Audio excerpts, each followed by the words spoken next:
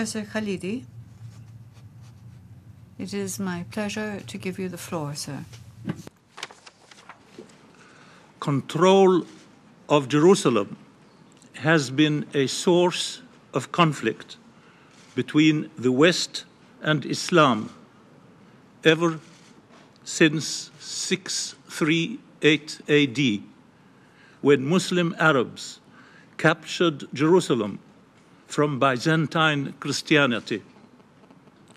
Except for the 100-year Crusader interlude in the 12th century, and until its capture by Britain from the Ottomans in 1917, Jerusalem remained under Muslim sovereign rule for some 1,200 years.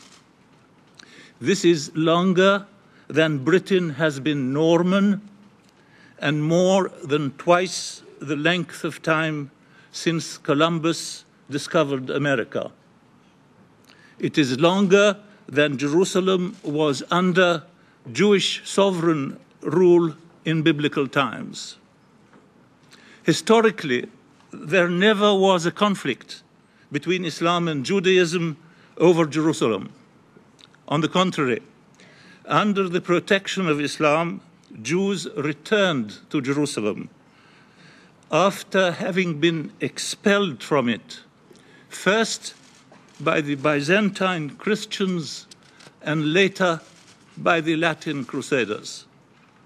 The Byzantine Christians had turned the Herodian Jewish temple into a garbage dump. A conflict between Judaism and Islam over Jerusalem developed with the advent of political Zionism. This was mostly a Russian Jewish nationalist movement, which towards the end of the 19th century, long before the Holocaust, aimed at the establishment through massive immigration and colonization of a Jewish state in a country, Palestine, 95% of whose population was then Arab, both Muslim and Christian. With massive British help after World War I, and even more massive and continuing American help since World War II, Israel is what it is today. Because of this Western sponsorship, Israel's drive for exclusive control and super privileged status in both West and East Jerusalem, and its determination since its crushing military defeat in victory in 1967, its determination to turn the two halves of the city into what it calls its united, reunited, and eternal Jewish capital. These efforts are seen by Islam as the latest phase in a historical conflict and a latter-day Western crusade by proxy.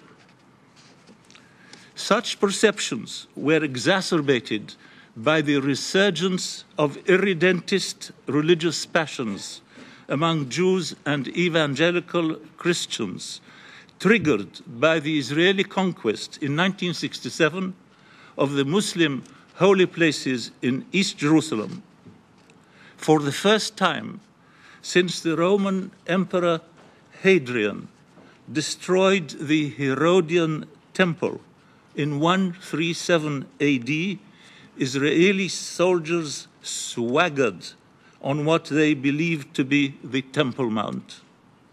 This activated the deep messianism embedded in Zionism behind a facade of secular socialism, stirring the hopes of Christian millenarians while confirming the West's fears of Muslims.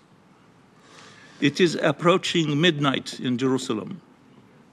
Some believe It is past the hour. What should be manifest is the extreme urgency and volatility of the situation in this intoxicating city.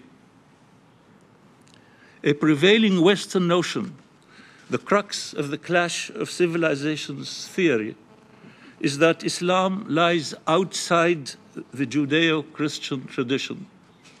This is nonsense, because Islam's major premise is that it is integral to, and indeed the culmination of, the Judeo-Christian scriptural tradition.